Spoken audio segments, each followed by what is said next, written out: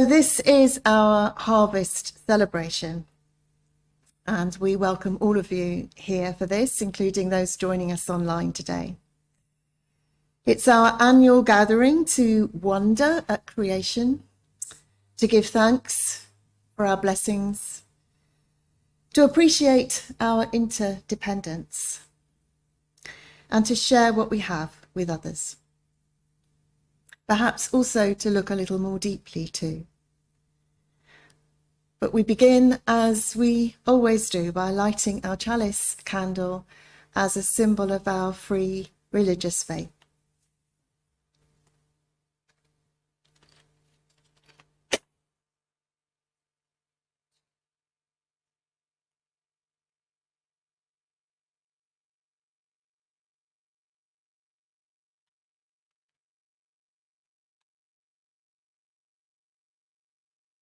Some words by Katie Gelfand. We light our chalice as a symbol of gratitude. May we celebrate the abundance of our lives together. In this sanctuary, we harvest bushels of strength for one another. May we offer our crop with the hands of compassion and generosity. In the authentic and gentle manner of our connections, may we cultivate a simple sweetness to brighten our spirits. And may we be grateful for the ways we nourish and uplift each other, for it is the sharing of this hallowed time together that sustains us.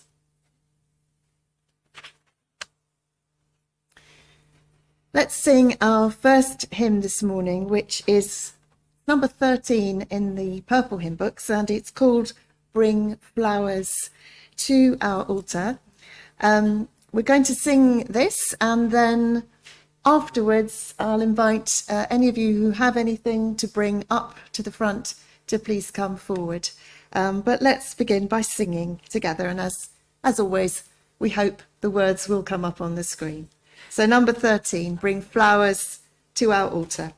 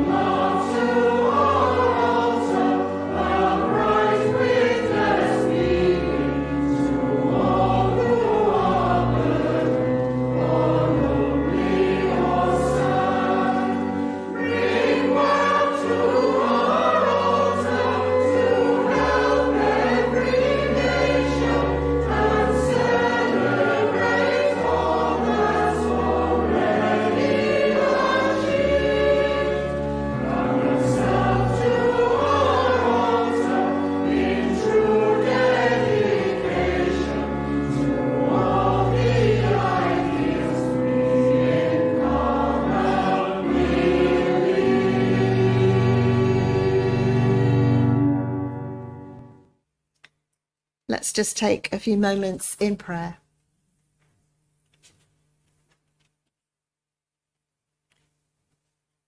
God of all, source of life and goodness, you fill the earth with abundance and love all that you have made. As we join creation in singing your glory, let you teach us to care for our common home.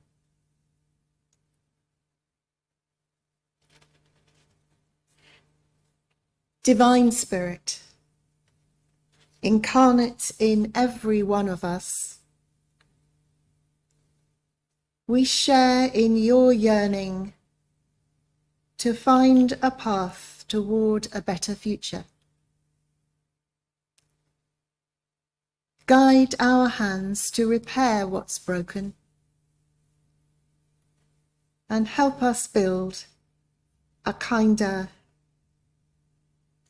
more generous, more peaceful world.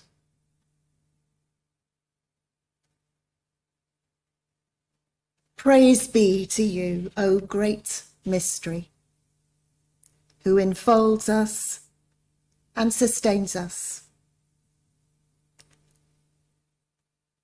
Call us deeper into the heart of love, to comfort and disturb. Give us strength and encouragement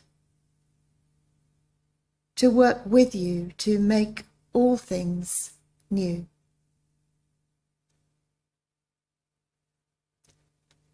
Amen.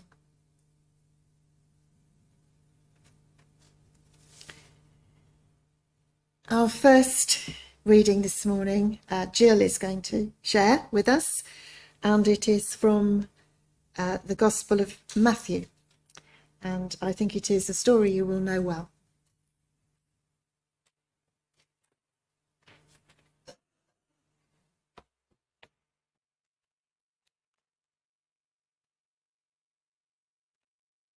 Listen. A sower went out to sow, and as he sowed, some seeds fell on the path, and the birds came and ate them up. Other seeds fell on rocky ground, where they did not have much soil, and they sprang up quickly, since they had no depth of soil. But when the sun rose, they were scorched, and since they had no root, they withered away. Other seeds fell among thorns, and the thorns grew up and choked them. But other seeds fell on good soil and brought forth grain, some 100-fold, some 60, some 30. Let anyone with ears listen.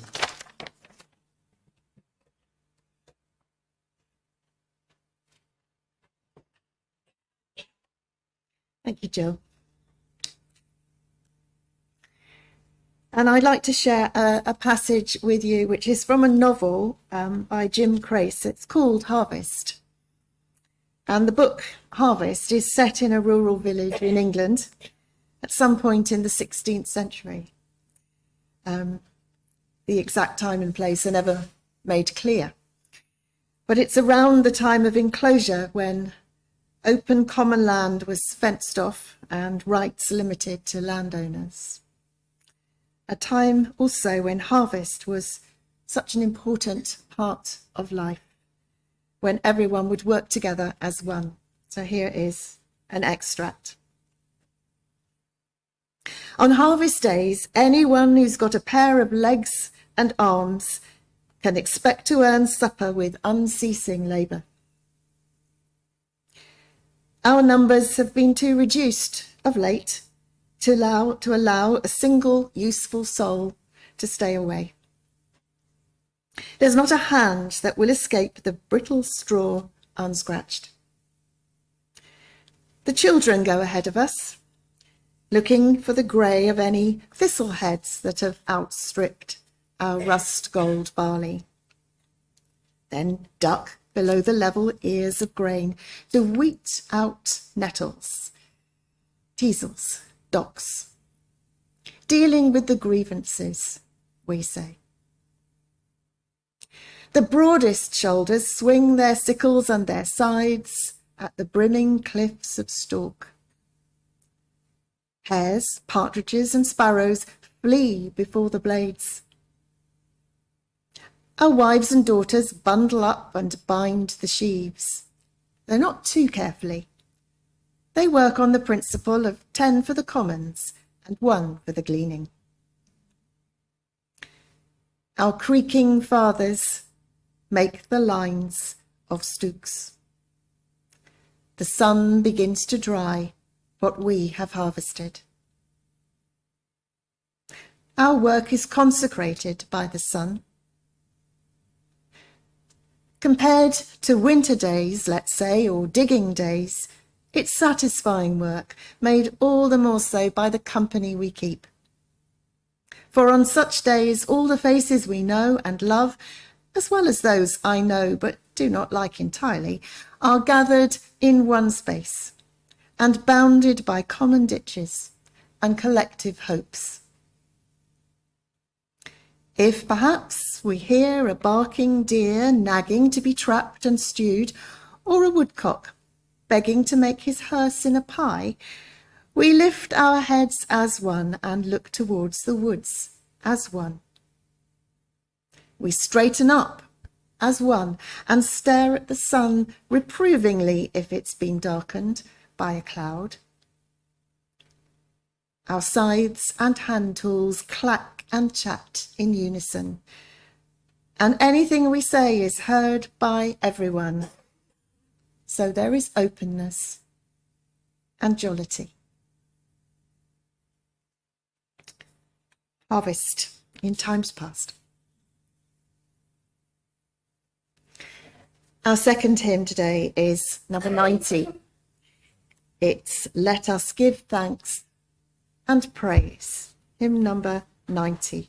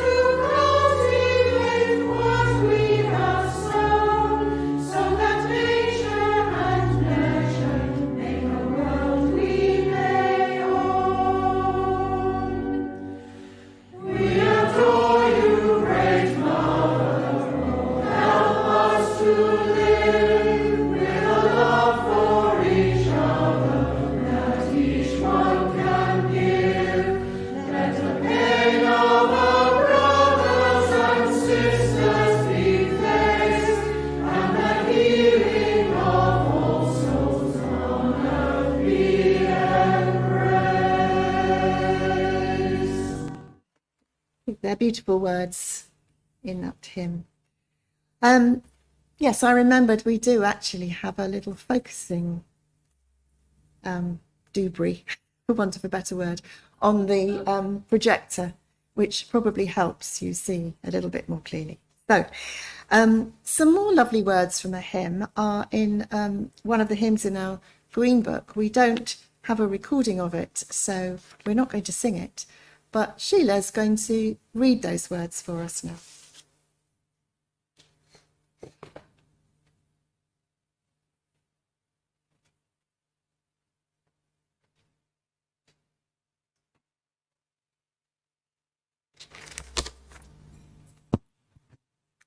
This is entitled Autumn Ways by Frederick Lucian Hosmer, who lived in the 19th and part of the 20th century. I walk the unfrequented road with open eye and ear. I watch afield the farmer load the bounty of the year. I gather where I did not sow, and bind the mystic sheaf, the amber air, the river's flow, the rustle of the leaf. A beauty springtime never knew haunts all the quiet ways, and sweeter shines the landscape through its veil of autumn haze. I face the hills, the streams, the wood, and feel with all akin. My heart expands, their fortitude and peace and joy flow in.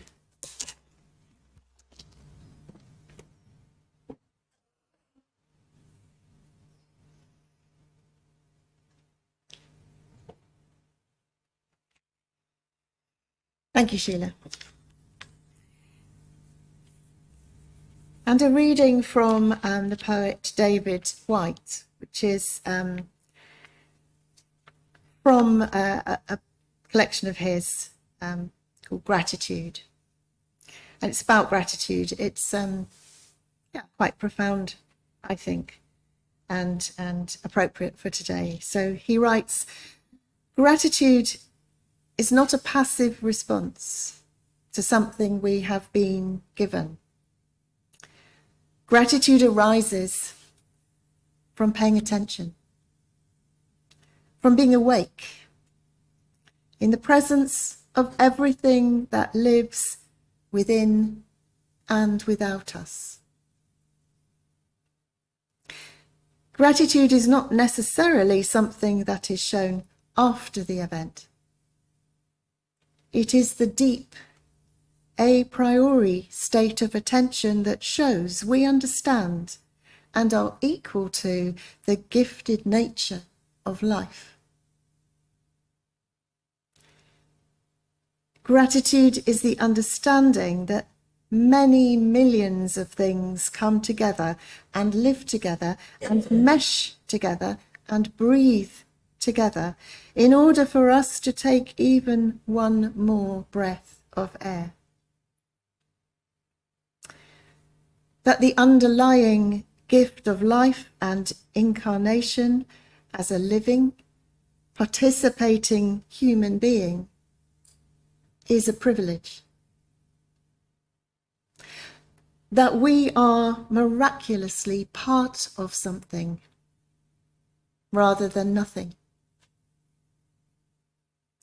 Even if that something is temporarily pain or despair, we inhabit a living world with real faces, real voices, laughter, the colour blue, the green of the fields, the freshness of a cold wind, especially today, or the tawny hue of a winter landscape. Some words about gratitude from David Whyte. So let us now take a little time in silence. This is time when the words pause and you have a chance to just simply be, to sit, to reflect, to meditate, to pray, to use the time in whatever way feels nourishing for you. So we'll take 2 or 3 minutes of quietness, and then that will be followed by some reflective music.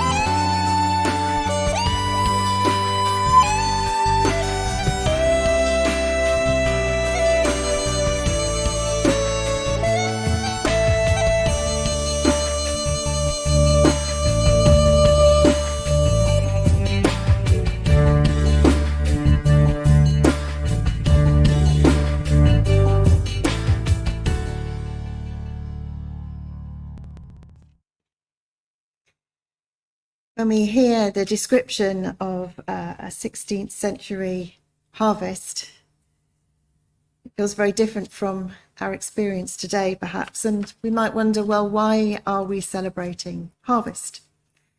After all, very few of us actually work on the land anymore, which is a huge change from times not so very distant, times less urbanized and less mechanized. And although some of us have gardens, maybe allotments, or maybe just window boxes, we may well grow some of our own herbs or fruit or vegetables and enjoy deliveries from nearby organic farms and farm shops, Riverford perhaps, or Ben's farm shop. Still, I'm sure that for most of us, most of our food comes from supermarkets, where the sense of the seasons is blurred and where any direct connection between labouring on the land and eating at the table tends to get lost. And that perhaps in itself is a good enough reason to celebrate harvest, simply to remind ourselves that that very basic, absolutely essential human need for food, which we all share, not just with each other, but with all living beings, is dependent on forces that we can't control, the gifts of sun and sky, rain and earth, and is dependent too on the labours of countless people across the world, most of whom we will never know or meet, or probably even consider. And that surely also gives us reason to pause and cause for humility as well as gratitude. Harvest is also a moment for us to open our eyes to the realities of famine and food poverty, not only in less developed parts of the planet, but also here in the UK, here in Plymouth. Our offerings today will go to our local food bank and to other local charities. And I checked the statistics, and it's quite shocking that the Trust, who operates many food banks, gave out more than 3 million emergency food packages last year, and that's the highest number ever in a single year. So harvest is also an opportunity. It's an opportunity for us just to take some small action by bringing offerings, by sharing what we can, by making donations afterwards if we feel moved to do so. Just to be aware that while we may take our food for granted, not everyone is in a position to do that. And we celebrate harvest also for its metaphorical significance, not just literally to be thankful for creation and its bounty, but also to awaken us, our spiritual lives, which also need to be nourished.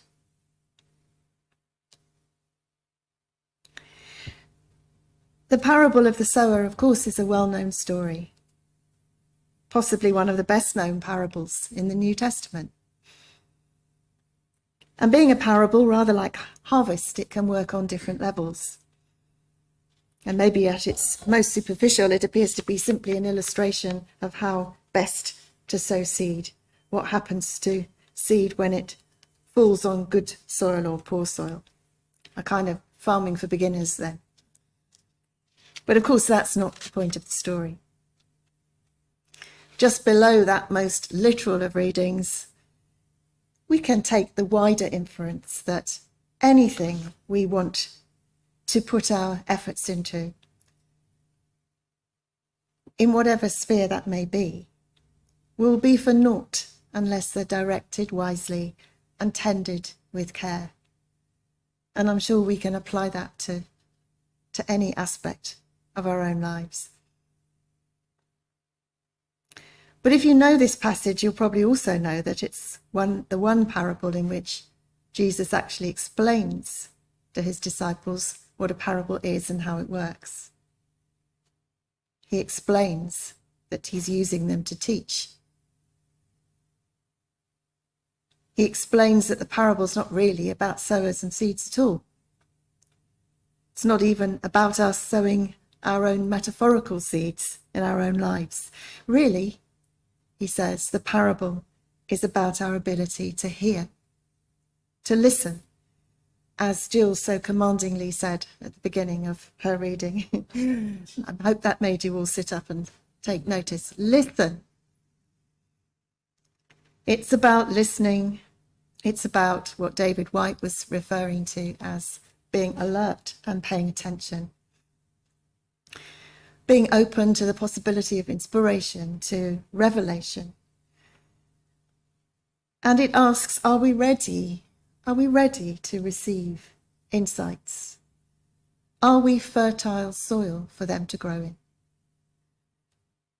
Can they flourish with us? Or are we closed, perhaps, like rocky ground?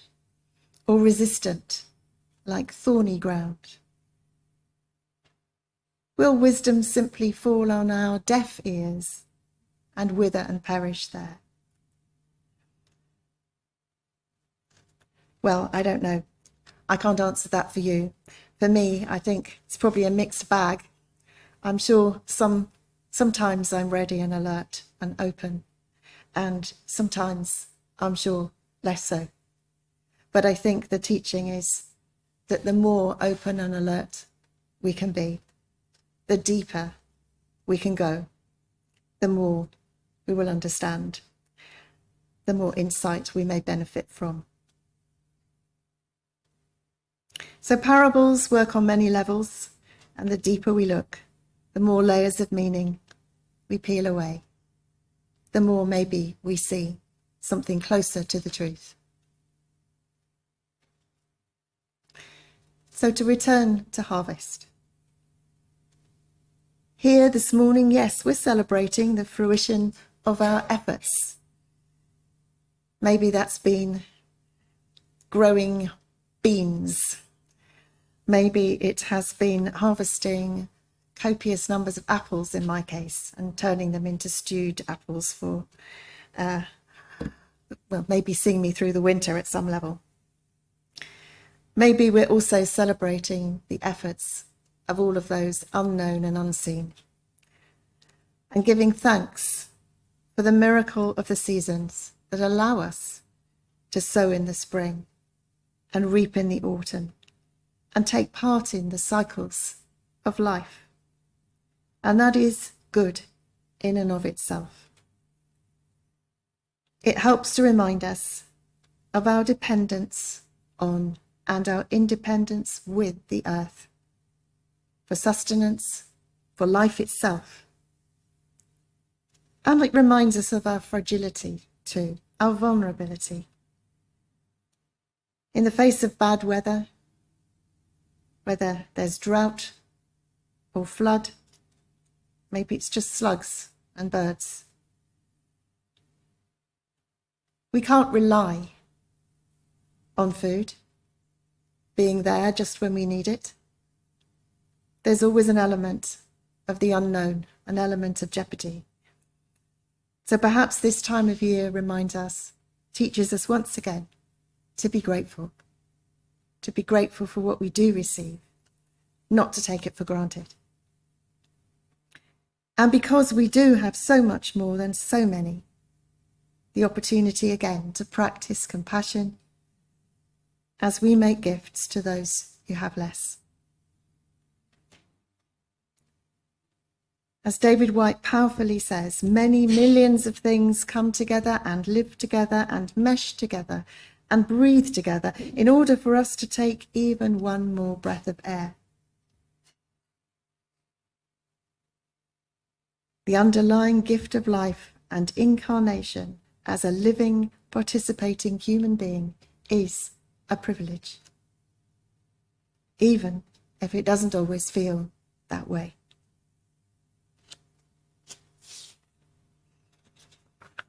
harvest says to us once again, be ready, be prepared, be open, be curious, be grateful for the many gifts we have and all those gifts unseen, unnoticed, and yet to come. Don't know what that was. An unknown and unexpected gift from somewhere. Gifts come in many forms, not always welcome immediately, but whatever form they manifest in our life, in our lives, may we look for those silver linings and those blessings we might otherwise just not see. May it be so. And may we sing, Give Thanks for Life, which is hymn number 44 in the same purple hymn books. I've managed to stick to the same hymn book today. You will be grateful for that, at least, I'm sure. So Give Thanks for Life, hymn number 44.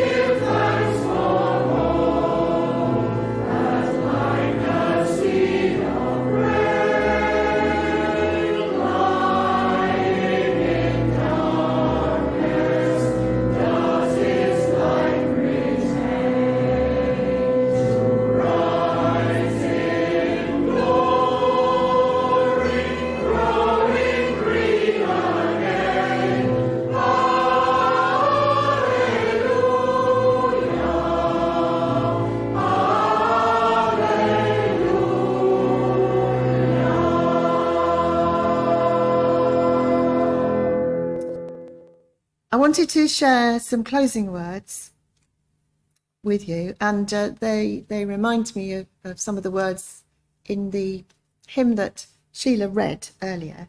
I think there was a line that says, I harvest what I did not sow, or I reap what I did not sow. That might not be exactly it, but that was the feeling of it. So much we do harvest, which we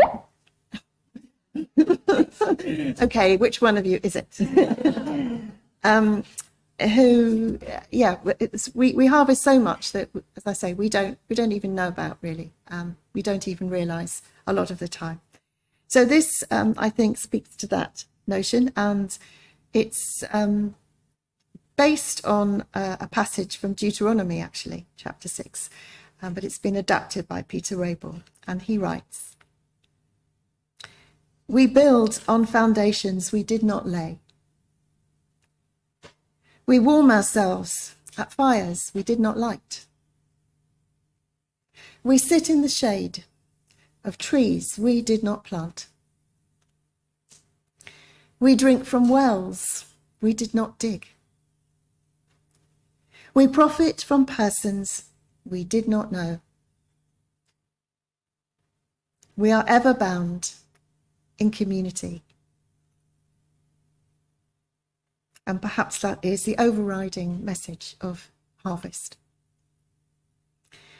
May we each walk our week in ever grateful attention. Blessed be.